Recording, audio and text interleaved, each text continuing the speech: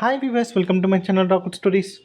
நம்ம இன்றைக்கி இந்த வீடியோவில் எதை பற்றி பார்க்க போகிறோம் அப்படின்னா, Jananayagan censor board certification issue பற்றி தாங்க பார்க்க போகிறோம். ஸோ உங்கள் எல்லாருக்குமே தெரிஞ்சிருக்கும்.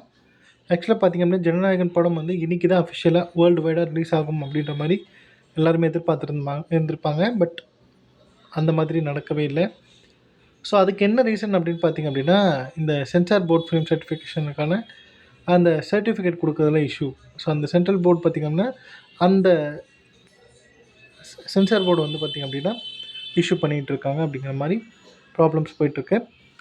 ஸோ ஆக்சுவலாக என்ன இருக்குது பார்த்திங்க அப்படின்னா, இந்த ஜனநாயகன் படத்தோட டீம் என்ன பண்ணியிருக்காங்க, போன மாதம் டிசம்பர் 18 பார்த்திங்க அப்படின்னா, இந்த ஃபிலிம் சர்டிஃபிகேஷனுக்கான இந்த சென்ட்ரல் போர்டுக்கு பார்த்திங்கன்னா, சென்சார் போர்டுக்கு பார்த்திங்க அப்படின்னா இந்த படத்தை வந்து அனுப்பிச்சு ஸோ இதுக்கான விஷயங்கள்லாம் அப்ளை பண்ணியிருக்காங்க. பட் அவங்க இவ்வளோ டைம் எடுத்திருக்காங்க. இவ்வளோ டைம் எடுத்துமே ஸோ இதுக்கான ஒரு ரிலீஸ் டேட் சொல்லாமல், இதுக்கான ஒரு ப்ராப்பராக சொல்லாமல், ஸோ இன்னும் டைம் வேணும் அப்படிங்கிற மாதிரிலாம் பண்ணியிருக்காங்க. ஃபைனலாக பார்த்திங்க அப்படின்னா, இப்போது இன்றைக்கி காலையில் 10:30 மணிக்கு பார்த்திங்க அப்படின்னா இதுக்கான ஒரு தீர்ப்பு வந்து கொடுத்துருக்காங்க. என்னென்னு பார்த்திங்கன்னா, இதுக்கு யூஏ சர்டிஃபிகேட் கொடுத்து நம்ம ஹைகோர்ட் என்ன பண்ணியிருக்காங்க அப்படின்னா, இதுக்கு யூஏ சர்டிஃபிகேட் கொடுத்து இந்த படத்தை ரிலீஸ் பண்ணலாம் அப்படின்னு சொல்லிட்டு அனௌன்ஸ் பண்ணிட்டாங்க அஃபிஷியலாக. இருந்தாலுமே அந்த central board of film certification இருக்காங்க இல்லையா, ஸோ அவங்க என்ன பண்ணியிருக்காங்க, இல்லை நாங்கள் இதை மேல்முறையீடு பண்ண போகிறோம், சுப்ரீம் கோர்ட்டு போகிறோம் அப்படின்னு சொல்லிட்டு பண்ணுறோம் அப்படின்னு சொல்லிட்டு இதுக்கு அப்பீல் பண்ணியிருக்காங்க. ஸோ அதனாலே தான் பார்த்திங்க அப்படின்னா, இந்த ஜனநாயகன் படம் எப்போ ரிலீஸ் ஆகும் அப்படிங்கிறது தெரியாமல் போயிடுச்சு. ஸோ இது எந்த தேதியில் வந்து ரிலீஸ் ஆகும் அப்படிங்கிற மாதிரியும் தெரியல. ஸோ இந்த ஹைகோர்ட்டில் என்ன சொல்லியிருக்காங்க அப்படின்னா,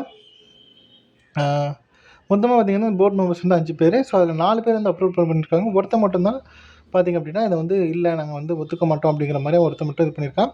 ஸோ நம்ம ஹைகோர்ட்டில் அந்த ஜட்ஜாக இருந்தவங்க என்ன சொல்லியிருக்காங்கன்னா, பிடி ஆஷா என்ன சொல்லியிருக்காங்க அப்படின்னா, ஸோ இல்லை எல்லாருக்குமே ஓகே தான், நீங்கள் ஒருத்தர் தான் இது பண்ணிருக்கீங்க. ஸோ இது ப்ரொடியூசர் சைஸில் பார்த்திங்கன்னா கிட்டத்தட்ட நாங்கள் 500 கோடி செலவு பண்ணி இந்த படத்தை எடுத்திருக்கோம். ஸோ ரொம்ப வந்து பெரிய பிரச்சனை. ஒவ்வொரு நாளும் இந்த படத்தை ரிலீஸ் பண்ணுறதுக்கு டிலே ஆச்சு அப்படின்னா எங்களுக்கு எங்கள் சைடில் பெரிய லாஸ் ஆகும் அப்படின்னு சொல்லிட்டு ப்ரொடியூசர் சைடில் பார்த்திங்கன்னா இவங்க வந்து வாதாடி இருக்காங்க. ஸோ அதில் பார்த்திங்கன்னா ஜட்ஜன் என்ன சொல்லியிருக்காங்க அப்படின்னா, ஸோ ஆமாம் அவங்க சொல்கிறது கரெக்டு தான், தப்பு இது, அதனால் இந்த ஒரு படத்தை இப்போ இதுவாக சொல்லிவிட்டு ரிலீஸ் பண்ணலாம் அப்படின்னு சொல்லிட்டு யூஏ சர்டிஃபிகேட் கொடுத்து ரிலீஸ் பண்ணலாம் அப்படின்னு சொல்லிட்டு அனௌன்ஸ் பண்ணிட்டாங்க. இருந்தாலுமே பார்த்திங்கன்னா நாங்கள் அனௌன்ஸ் பண்ண விட மாட்டோம் அப்படின்னு சொல்லிட்டு central board of film certification இருக்காங்க இல்லையா, சென்சார் போர்ட் சைடில் இருந்து பார்த்திங்க அப்படின்னா இவங்க வந்து மேல்முறையீடு பண்ணுறோம் அப்படின்ற மாதிரி சொல்லி ஸோ இந்த படத்தை வந்து ரிலீஸ் பண்ண விடாமல் பண்ணிட்டாங்க இன்றைக்கி.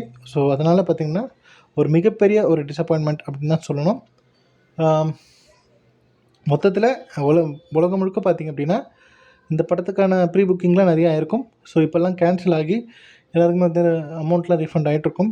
பட் இருந்தாலுமே இந்த ஒரு பெரிய ஆப்பர்ச்சுனிட்டி, ஸோ இந்த பொங்கல் ஹாலிடேஸில் பார்த்திங்க அப்படின்னா ஒரு பெரிய ஒரு தளபதி தீபாவளியாக இருக்கும் அப்படிங்க சொல்லிட்டு எல்லாருமே எதிர்பார்த்துருப்போம். ஏன்னா இது அவருடைய கடைசி படம். இதை முடிச்சுட்டு நான் வந்து முழுக்க ஒரு அரசியல்வாதி ஆக போகிறேன் அப்படிங்கிற மாதிரியும் அஃபிஷியலாக அனௌன்ஸ் பண்ணிட்டாரு. ஒரு பெரிய ஒரு திருவிழாவாக இருக்க வேண்டிய ஒரு நாளை வந்து ஸோ இந்த மாதிரி வந்து ஒரு சொதப்பிட்டாங்க, ஸ்பாயில் பண்ணிட்டாங்க அப்படிங்கிற மாதிரி தோணுது. இருந்தாலுமே நம்ம தளபதியோட படம் எப்போ ரிலீஸ் ஆகுதோ அன்றைக்கி தான் ஒரு பெரிய பண்டிகையாக இருக்கும் அப்படிங்கிறது எல்லாருக்குமே தெரிஞ்ச ஒரு விஷயம். அவருடைய ஃபேன்ஸாக இருக்கட்டும், சினி இண்டஸ்ட்ரியில் பார்த்திங்கன்னா எல்லாருமே வந்து நம்ம தளபதிக்கு வந்து நல்லா சப்போர்ட் பண்ணியிருக்காங்க. ஸோ நம்ம ஜெயம் ரவியாக இருக்கட்டும், நம்ம சிம்புவாக இருக்கட்டும், வெங்கட் பிரபு, அந்த மாதிரி சொல்லிட்டு பல பேர் வந்து அவங்க ட்விட்டர் சைடில் பார்த்திங்கன்னா ட்விட்டர் பேஜில் வந்து நம்ம விஜய்க்கு வந்து தளபதிக்கு வந்து அவங்களுடைய சப்போர்ட்டை காமிச்சிக்கிட்டு இருக்காங்க. ஸோ மொத்தத்தில் பார்த்திங்க அப்படின்னா இன்றைக்கி இந்த படம் வந்து ரிலீஸ் ஆகலை அப்படிங்கிற மாதிரியான ஒரு சிச்சுவேஷன் வந்திருக்கு. எனக்கு என்ன தோணுச்சு அப்படின்னா, இந்த படத்தில் வந்து அரசியல் சம்மந்தப்பட்டு ஸோ மத ரீதியான விஷயங்கள்லாம் நிறைய பண்ணியிருக்காங்களா அப்படிங்கிற மாதிரி சொல்கிறாங்களே. பட் முழுக்க அரசியல் சம்மந்தப்பட்ட படம் அப்படின்னு பார்த்திங்கன்னா, இப்போது நம்ம சிவகார்த்திகேயன் படம் வரப்போகிறதுலையா நாளைக்கு 10ஆம் பரசக்தி. ஸோ அந்த படம் தான் பார்த்திங்கன்னா முழுக்க 1965 நடந்த அந்த ஹிந்தி வந்து ஹிந்தி அண்ட் இங்கிலீஷ் வந்து வேர்ல்டு வைடாக நேஷ்னல் லாங்குவேஜ் அனௌன்ஸ் பண்ண போகிறோம் அப்படின்னு சொல்லிட்டு சென்ட்ரல் கவர்மெண்ட் வந்து ஒரு டெசிஷன் எடுத்திருப்பாங்க. ஸோ அந்த டெசிஷனை அகென்ஸ்டாக நம்ம வந்து போராடி தமிழ்நாட்டை சேர்ந்த ஒரு நபர் வந்து பார்த்திங்கன்னா ஒரு ஸ்டூடெண்ட் வந்து போராடி இருப்பார். ஸோ அதை பேஸ் பண்ணி தான் அந்த படம் அப்படிங்கிறது வருது. ஸோ முழுக்க பார்த்திங்க அப்படின்னா அரசியல் பற்றி பேசின ஒரு படம் அப்படின்னு பார்த்திங்கன்னா பராசக்தி தான் அப்படின்னு சொல்கிறாங்க. அந்த படத்துக்குமே பார்த்திங்கன்னா central board of film certification சொல்லியிருக்காங்கன்னா 23 கட்டு கொடுக்கணும், அந்த படத்தை பார்த்துட்டு 23 கட்டு இது பண்ணணும் அப்படிங்கிற மாதிரி சொல்லியிருக்காங்களாம்.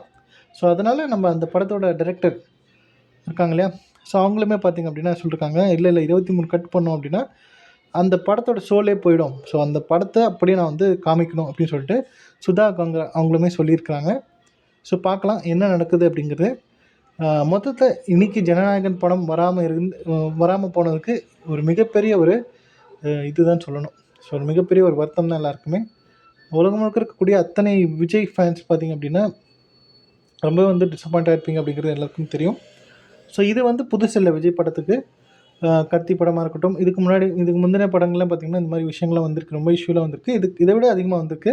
ஸோ அதெல்லாம் தாண்டி வந்துட்டார் நம்ம விஜய். ஸோ இதுவுமே வந்துடுவார் கண்டிப்பாக. இந்த படத்தில் சொன்ன மாதிரி முழுக்க பார்த்திங்க அப்படின்னா ஒரு பெரிய திருவிழாவாக இருக்கும். ஸோ அந்த பொங்கல் ஹாலிடேஸ்க்கு ஒரு பெரிய திருவிழா தான் இருக்கும். ஸோ கண்டிப்பாக நீங்கள் என்ன நினைக்கிறீங்க அப்படிங்கிறத கமெண்ட்டில் லீவ் பண்ணுங்கள்.